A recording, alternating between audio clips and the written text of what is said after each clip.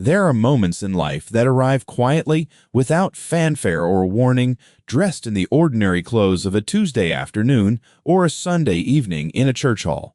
Moments that look from the outside like nothing at all. A glance across a room, a name spoken too loudly, a laugh that carries just a little further than it should.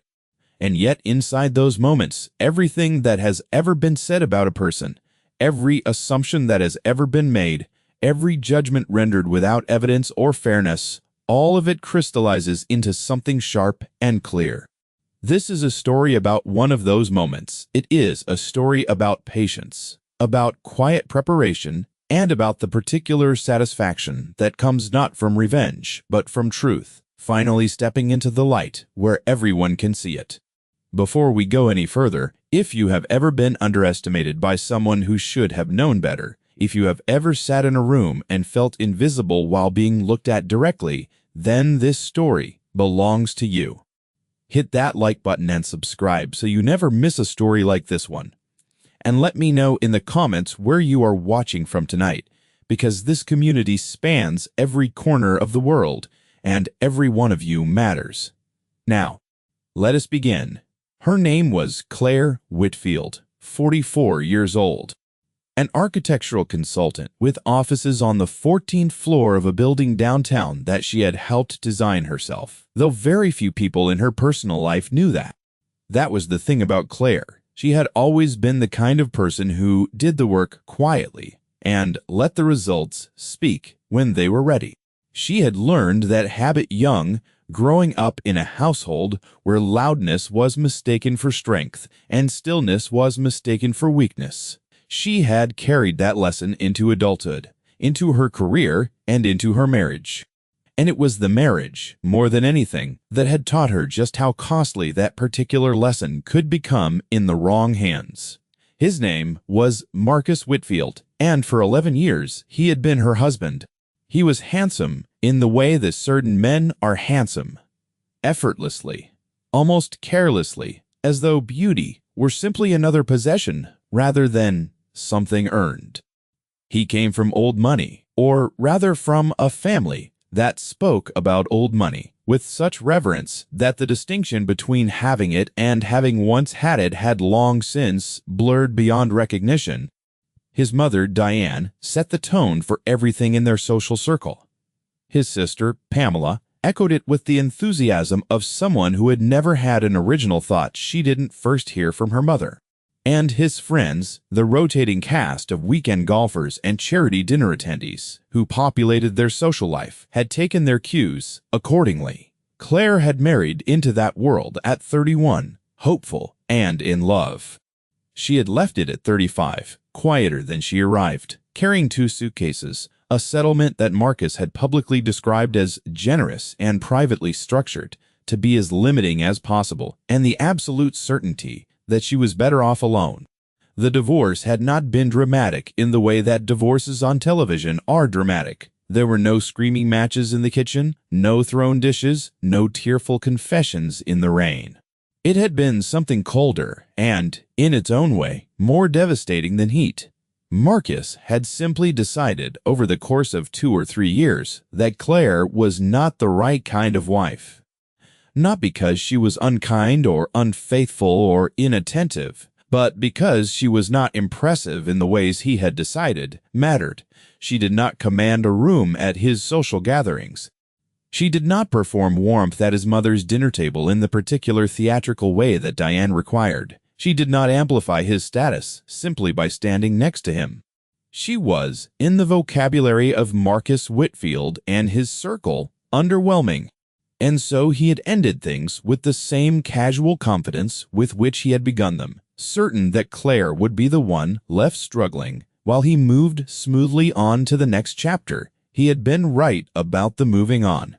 18 months after the divorce was finalized, he married a woman named Serena, younger, louder, more decorative in the ways his world valued, and deeply, fervently devoted to making sure everyone in a 3-mile radius knew how successful Marcus was. They were, by all appearances, perfectly matched. Claire had heard about the wedding through mutual acquaintances, had noted the information with the same calm she had cultivated over years of practice, and had returned to her work. And her work, in those 9 years since the divorce, had been extraordinary. It had not started that way. The first year had been genuinely difficult. The settlement had covered her basic expenses and given her enough runway to restart, but it had not been the kind of money that created comfort or security. She had taken on 3 consulting contracts simultaneously, working mornings on one, evenings on another, weekends on the third. She had moved into a 1-bedroom apartment in a part of the city that Marcus would have described, with a slight curl of his lip, as transitional. She had eaten carefully, spent deliberately, and invested every surplus dollar with the kind of focused intentionality that comes from knowing, with absolute clarity, exactly what you are building toward. She had a plan. She had always had a plan. The plan, simply stated, was this: to build something real, something that could not be dismissed or diminished, something with her name on it, not as an adjunct to someone else's success, but as its own standing, self-sufficient fact. She had her architectural consulting credentials, her eye for spatial economics, and a quiet talent for identifying properties that others had undervalued. Over 9 years, those 3 assets had compounded into something that would have genuinely surprised Marcus Whitfield had he been paying any attention at all. But he was not paying attention. That was, as it turned out, the central error of his life. By the time of the evening in question, Claire owned interests in 7 commercial properties across the city. She sat on 2 advisory boards for urban development projects. Her consulting firm employed 11 people and had billed, in the previous fiscal year, just over $2 million in fees. She was not famous. She was not ostentatious. She drove a car that was sensible rather than showy, wore clothes that were well-made rather than conspicuous, and had deliberately maintained the same quiet, understated presence that Marcus had once called underwhelming and that she had long since reframed as strategic. The people who needed to know what she had built knew it. The people who had dismissed her did not. She had, without ever intending it as an act of revenge, created the perfect conditions for exactly this kind of evening. The fundraiser was held at St. Bridget's Community Church, which was housed in a converted Victorian building in the Elmhurst neighborhood, a neighborhood that was, in the language of real estate, in transition. Claire knew it well. She knew every building on that block, including St. Bridget's itself, including the precise square footage of its main hall and annexes, including the terms of the lease under which the congregation had operated for the past 22 years, and including the name of the entity that now held the deed. That entity was a property trust. The trust had been established 4 years ago. Its principal beneficiary and directing mind was Claire Whitfield. She had purchased the building not as a strategic move against anyone. She had purchased it because it was a sound investment in a neighborhood she believed in, because the congregation was a stable and genuinely committed tenant, and because the price, when it came available, had been exactly right. She had not known, when she signed the papers, that St. Bridget's was also the church that Marcus's family had attended for 3 generations, that his mother, Diane, served on the fundraising committee, or that the annual autumn gala was the social centerpiece of Diane Whitfield's calendar year. She had found that out later from the property manager who had mentioned it as local color. Claire had filed the information quietly in the part of her mind where she kept things that might matter someday, and then she had thought very little more about it until the invitation arrived. It came through a chain of mutual connections, a former colleague of Claire's, who still moved in overlapping social circles with the Whitfield family, who had been helping organize the gala, and who thought, genuinely, and without any sense of the history involved, that Claire might be interested in attending given her professional connection to the neighborhood. Claire had looked at the invitation for a long moment. She had turned it over in her hands. She had thought about it for 3 days. And then she had RSVP'd, yes, selected a table donation level that placed her among the gala's mid-tier supporters, and returned to her work. She told herself she was going because the neighborhood mattered to her, because St. Bridget's was her property, and she had a natural interest in seeing how it was used. Both of those things were true. She did not spend a great deal of time examining the other reasons, the ones that lived in the quieter, more honest rooms of her heart. Some truths are best approached sideways. The evening of the gala arrived in mid-October, which in that city meant a sky the color of pewter and air that carried the first real edge of the coming winter. Claire dressed simply and well. A dark green dress that suited her coloring, a single piece of jewelry at her throat, her hair down in the way she had worn it for years, comfortable and wholly herself. She drove herself to Elmhurst, parked 2 blocks away, and walked to St. Bridget's in the early dark, her heels quiet on the pavement, her breath steady. She paused outside the entrance for just a moment, looking up at the facade of the building, the Victorian stonework she had studied in photographs and surveys for months before the purchase, now standing in front of her in the flesh, lit softly by the outdoor lights the congregation had installed the previous spring. There was something she felt in that moment that she did not have a precise word for. Not quite pride, not quite satisfaction. Something older and quieter than either of those things. She went inside. The hall had been transformed for the evening. Round tables with white linens and autumn centerpieces. Candles casting warm amber light across the faces of perhaps 80 guests. A small podium at the front with a banner for the fundraiser. A string quartet in the corner working through something unobtrusive and pleasant. The smell of good food and wine and candle wax, and the particular underlying scent of old stone buildings that Claire, as an architect, had always found deeply comforting. It was, objectively, a lovely evening.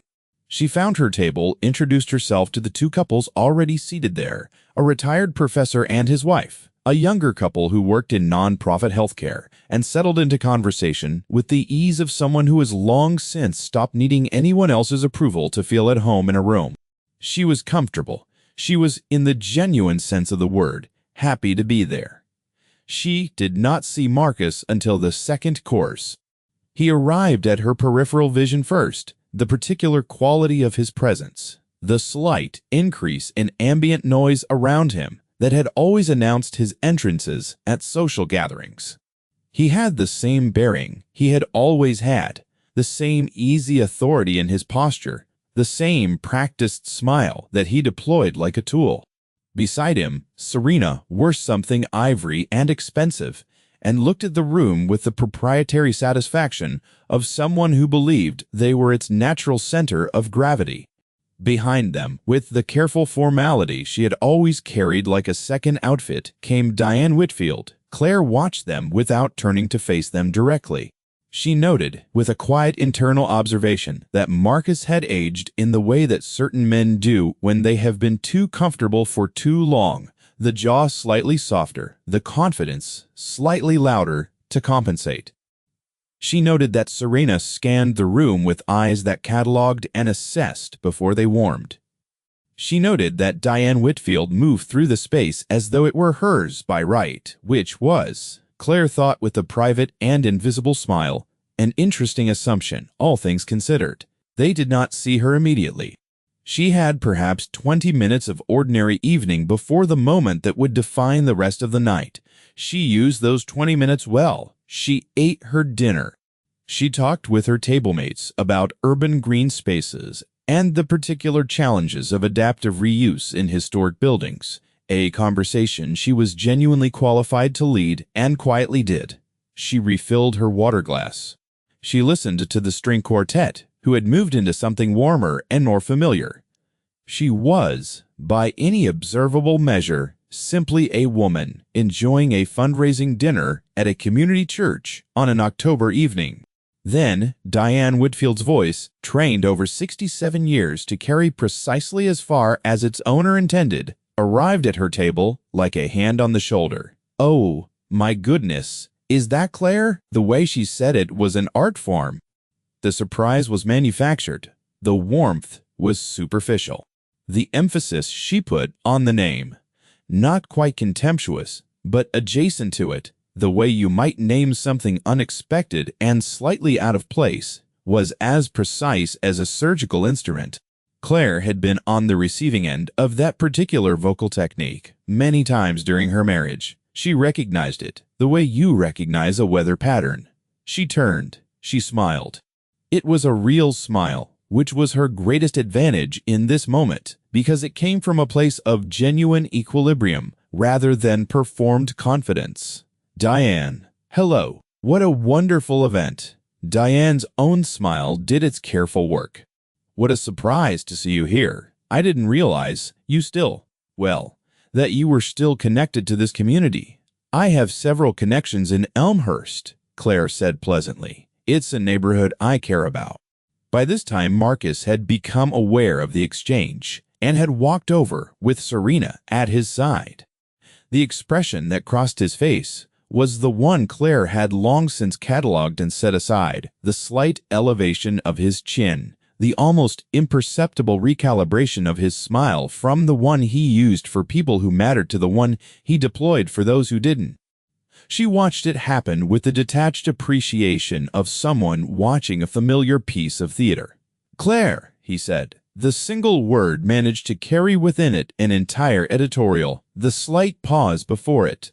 The way it landed just a beat too flat to be genuinely warm. I didn't know you were in this part of the city. I'm in this part of the city quite often, she said. Serena extended a hand with the particular graciousness of someone who has been told the history and is performing magnanimity for an audience. I'm Serena. We've never actually met. No, Claire agreed. We haven't. It's nice to meet you. There was a beat of silence in which the social geometry of the moment organized itself. The retired professor at Claire's table looked politely elsewhere. The healthcare couple had gone very still in the way people do when they sense something they don't fully understand but recognize as significant. It was Marcus who, in the way of people who cannot tolerate equilibrium that they did not create, pushed past the beat of silence into something worse. You know, I have to say, and here he glanced at Serena with a small, complicit smile, the kind that invites a shared observation at someone else's expense. I was always telling people that Claire would find her feet eventually. I think it's great that you're involved in community events. Everyone needs something to be part of. He looked around the room with the expansive satisfaction of a man who believed he owned it by virtue of attendance. This is such an important institution for our family. The words were chosen carefully enough that, taken individually, none of them could be objected to. Together they formed a sentence whose architecture was unmistakable, diminishment disguised as encouragement. The implication that Claire attending a fundraising dinner was a sign of someone who had found, at last, something modest enough to accommodate her. The implication that belonging to a community event was what you did when you had nothing larger to belong to.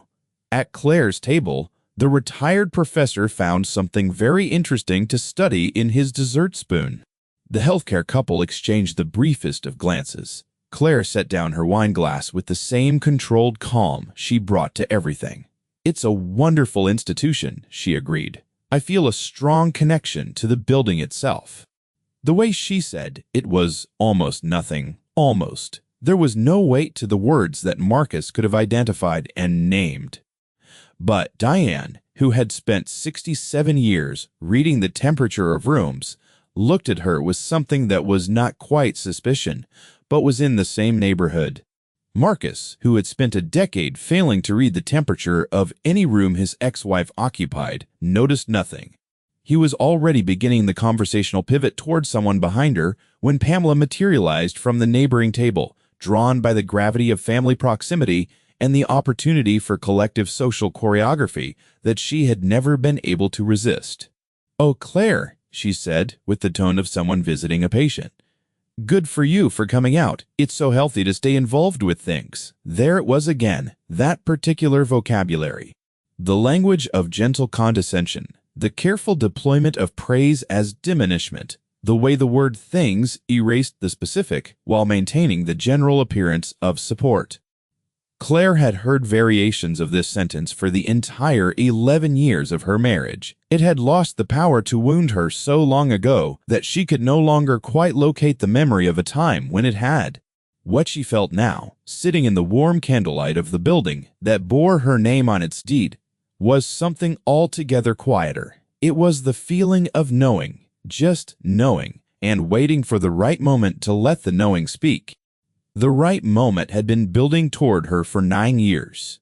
It arrived in the form of a woman named Patricia O'Say, who was the chair of St. Bridget's fundraising committee and who appeared at the edge of the Whitfield cluster at that moment with the purposeful warmth of someone who has spotted a guest they have been hoping to find. Claire, she extended both hands in genuine welcome. "I'm so glad you made it. I've been hoping to introduce you to some of our committee members. We are just so grateful for everything you've done for this neighborhood."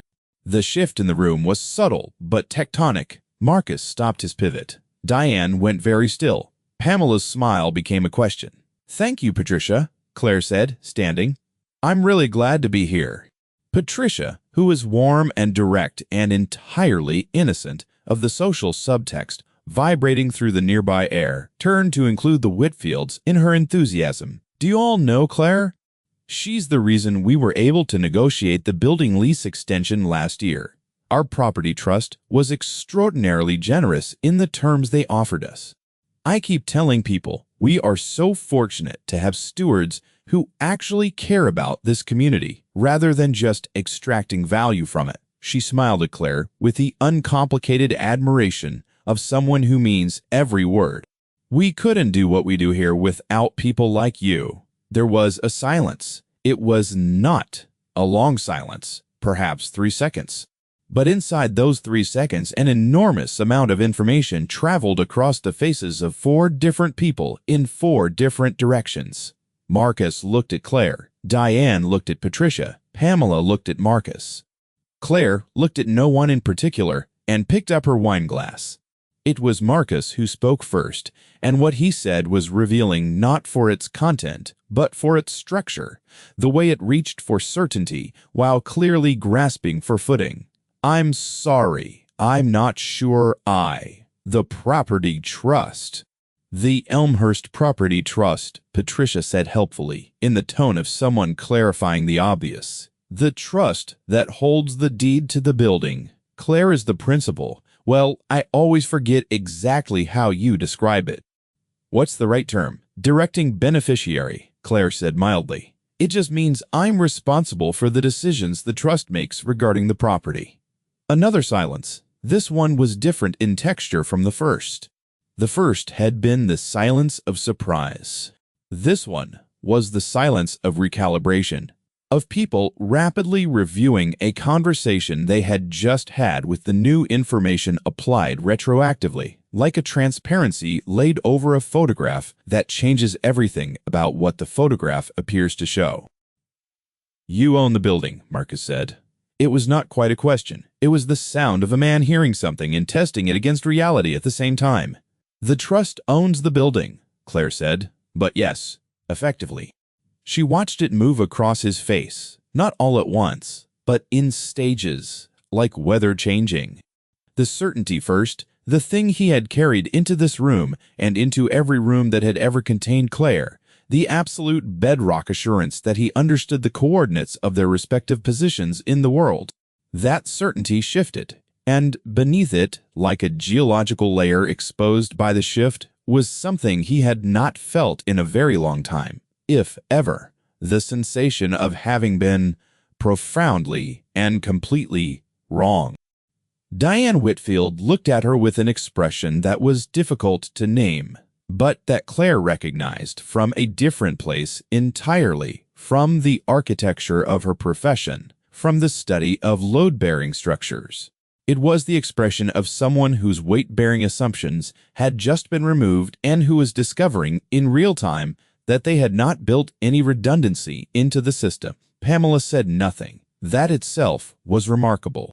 It was Patricia, blessedly oblivious to the undercurrents and genuinely enthusiastic about her subject, who filled the silence with more. "We had been so worried last year when the old ownership group sold. You hear such stories about property sales in neighborhoods like this, the rents tripling overnight, the community organizations getting pushed out. We were genuinely frightened for the congregation. And then Claire's team reached out and offered us terms that were not only fair, but that included a 10-year stability clause. 10 years. She shook her head with the satisfaction of someone recounting a reprieve. This congregation has been meeting in this building for 22 years. Thanks to Claire, we know we'll be here for at least 32. Claire said something appropriate and warm in response. She was aware of the words leaving her mouth, but the larger part of her attention was occupied by something more internal, a quiet acknowledgement, almost private, of what this moment actually was. Not a triumph in the way that Marcus would have understood triumph, not a defeat administered from a position of dominance, something more precise than that, a correction. A fact inserting itself into a narrative that had been running too long on false assumptions. She felt, with a clarity that surprised even her, that she did not want to humiliate him. What she wanted, what she had always wanted, without being able to name it clearly, was simply to be seen accurately, to have the reality of what she was and what she had built acknowledged by the specific people who had decided, without evidence, that she was less. That was happening now, whether any of them had planned for it or not. Patricia excused herself with another warm squeeze of Claire's hand and moved on to her other guests, carrying her genuine and devastating goodwill with her through the room.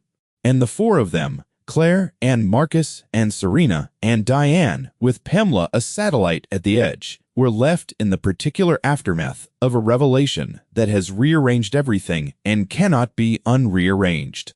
Serena, who was sharper than her presentation suggested and who had the advantage of lower emotional stakes in this specific history, was the first to recalibrate with any real skill.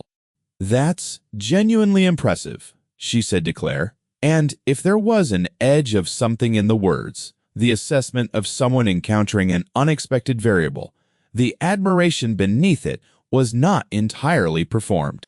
"How long have you been involved in property trust work?" "About 7 years, seriously," Claire said. "I started in consulting, and the investment side grew from there." "And the firm you run?" "The consulting firm." "Architecture and urban development consulting. We work mostly on adaptive reuse projects, old buildings in changing neighborhoods. It's work I care about." "How many?" Serena began, but Marcus moved. He moved in the way of someone who has been standing very still for too long and whose stillness is no longer sustainable. He shifted his weight and cleared his throat and looked at Claire with an expression that was reaching for something, authority perhaps, or dignity, or simply the familiar pattern of their old dynamic, something to stand on. "Why didn't you ever mention any of this?" he said, and there was a genuine quality to the question underneath the defensiveness, a genuine bewilderment, almost a wound. Claire looked at him for a moment. She let the question sit. "Tay." "You never asked," she said. The words were simple. They were not sharp. They landed the way simple, true statements land when they have the full weight of years behind them. Quietly, heavily, finally. He had no answer for that. She had known he wouldn't. Not because he was incapable of speech, but because the answer required him to occupy a version of the past 9 years that he had never permitted himself to examine. He would have to acknowledge that he had not asked because he had not believed there was anything worth asking about. He would have to acknowledge that his certainty about Claire, that she was less than him, that his departure had been the departure of someone trading up, had been not just arrogant but wrong, in a way that had been accumulating evidence against it for 9 straight years while he was looking elsewhere. That acknowledgement was not available to him in the middle of a fundraising dinner. It might not be available to him for a long time. Some accountings take years. It was Diane who spoke next, and what she said surprised Claire slightly, which itself was notable because very little about Diane had surprised her in a very long time. "You negotiated the lease extension yourself?" She asked it with a directness that stripped away, for once, the social decorative layer. "My team did, with my direction. Yes, and the 10-year stability clause. The congregation has been here for over 2 decades, Claire said. They've invested in this neighborhood through some genuinely hard years. That kind of commitment deserves a return. It was the right thing to do. Diane looked at her. It was a different kind of looking than Diane had ever directed at her during the marriage. Not the assessing look that found her wanting, not the performative warmth that concealed a permanent verdict, but something closer to actual sight. Something that might, if given time and honesty, develop into recognition. I didn't know, Diane said finally. It was 3 words doing the work of an entire chapter. No, Claire agreed without accusation. You didn't. The evening continued, because evenings do. The program at the podium began. The fundraising totals were announced. The string quartet played something celebratory. People moved between tables and conversations and the dessert station near the back wall, and the event took on the warm, self-renewing energy of a gathering that had achieved its purpose. Claire stayed for the full program. She applauded the congregation's youth choir, who sang 3 songs, with a particular unself-conscious joy of children who have not yet learned to be afraid of their own voices. She spoke with Patricia again, and with 2 of the committee members Patricia introduced her to. Conversations about the neighborhood's trajectory and the particular challenges of maintaining community anchor institutions in the face of development pressure. These were conversations she was genuinely equipped for and genuinely interested in, and she was fully present in them. She did not seek out Marcus again. She did not avoid him, but she did not seek him out. He existed in the topography of that evening as someone she was aware of without being oriented toward a feature of the landscape rather than a destination. She did see him once more before she left, near the coat check at the end of the evening. He was waiting for Serena, who was saying extended goodbyes in the way of someone building a social network with methodical thoroughness. He stood slightly apart from the remaining clusters of guests in the particular posture of a man who is thinking about something he cannot share in this setting. When he became aware of Claire collecting her coat nearby, he looked at her, and for a moment the social instruments were down. No smile deployed, no performance constructed, just a man looking at a woman he had spent a decade underestimating and finding that the arithmetic of that decade had resolved in a direction he had not projected. Claire, he said, her name again, but the editorial was different this time. There was no slight pause, no calibrated flatness, just the word. Marcus, she said, and her tone matched his, level, unperformed, 2 adults speaking without theater. I owe you, he started, and then stopped, because the sentence had more ways to continue than he could navigate in real time, and he was honest enough not to choose one carelessly. She waited. She had always been good at waiting.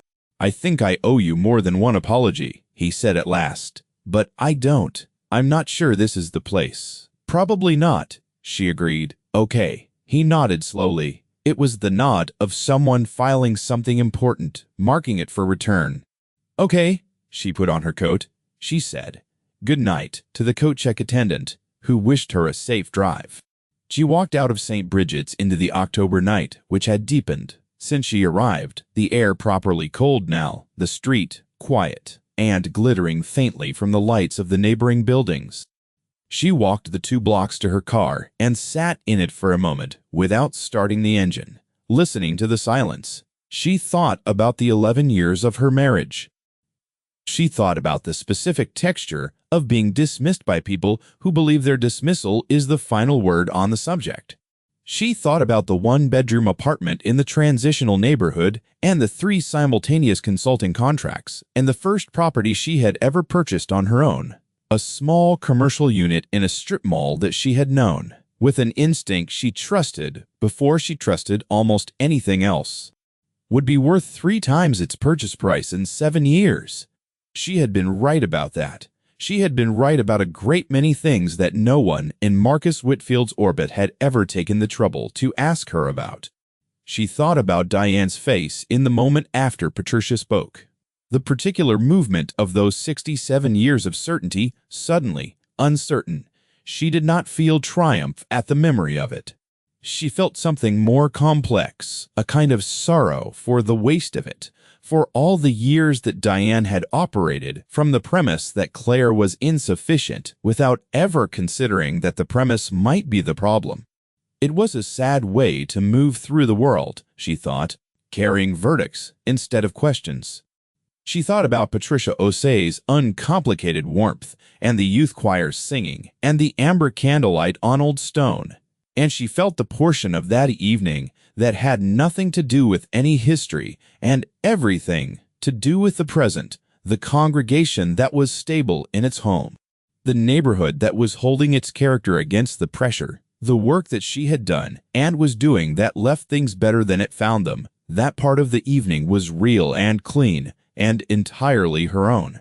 No one could reframe it or diminish it or co-opt it as evidence of anything other than what it was. She started the car.